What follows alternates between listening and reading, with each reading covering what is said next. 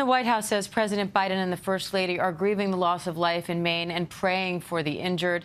The president stepped out of a state dinner with the Australian Prime Minister to be briefed on the shooting and speak with Maine officials.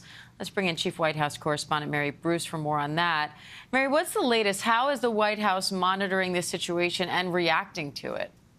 Yeah, well, Diane, they are keeping a very close eye on this. As you mentioned, the president last night actually being pulled out of that state dinner with the Australian Prime Minister to be updated on this. He then made several phone calls, reaching out to the governor of Maine, to the senators, Angus King, Susan Collins, speaking to the congressman from Maine, making those phone calls, offering the full support of his administration, the full support of the U.S. government as everyone looks into this very evolving situation. Also, as you may be able to see behind me, the flags here have now been lowered to half staff. You mentioned, the White House says that the first family is grieving again with the rest of the country, as again this White House finds itself in a situation of having to respond to yet another horrific mass shooting. Diane, by one count, the president has been in office for over 2,000 mass shootings in this country. Wow. President Biden has pushed Congress to do more on gun violence. Where do those efforts go from here? And what does he want to see?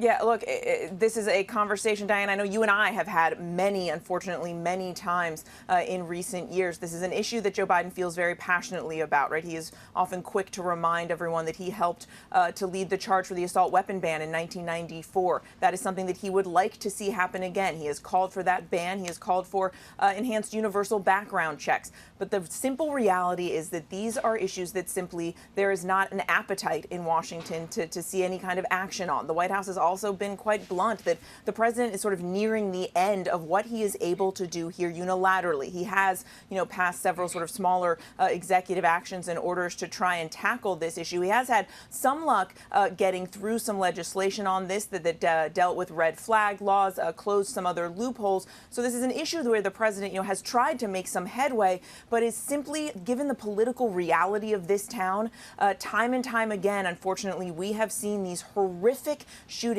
and seen Washington essentially do nothing. What the president can do, of course, is use his megaphone, use the bully pulpit of this office to try and keep the spotlight on this issue. And it is one of the reasons why I suspect, even though we haven't yet heard from the president directly, we haven't seen a statement from him yet in response to this horrific massacre in Maine, I'm sure we will see that sometime today, Diane.